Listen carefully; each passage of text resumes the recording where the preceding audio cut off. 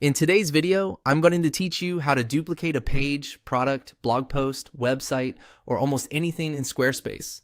If you want to save time while building your site, duplicating existing content is one of the easiest tools to use. Instead of starting from scratch, you can copy something that already has the layout, design, or structure you want, and then make small edits from there. In this walkthrough, I'll show you the basic duplication process inside Squarespace using a page as the example. And the same idea can often help you work faster across other areas of your site as well. To get started, log into your Squarespace dashboard and go to the main site management area. From there, click on Website. This is where you'll find the key settings and content sections related to your site's structure and design. Once you're inside the website section, click on Pages. This opens the panel where all of your site pages are organized. Here, you'll be able to see your main navigation pages, any hidden pages, and other page-related content. Take a moment to locate the page you want to duplicate.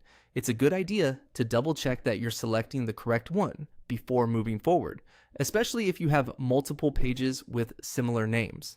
Next, select the page you want to copy and click the settings icon beside it. This opens the page settings menu where Squarespace gives you several management options for that page. The settings area is useful for things like editing page details, SEO settings, and in this case, creating a duplicate. In the settings menu, click on Duplicate Page. As soon as you choose this option, Squarespace prepares a copy of the selected page. This is especially helpful if you want to reuse the same layout, duplicate a sales page, create a similar service page, or test a new version of an existing page without affecting the original. After that, click on Confirm. Squarespace will then create the duplicate for you.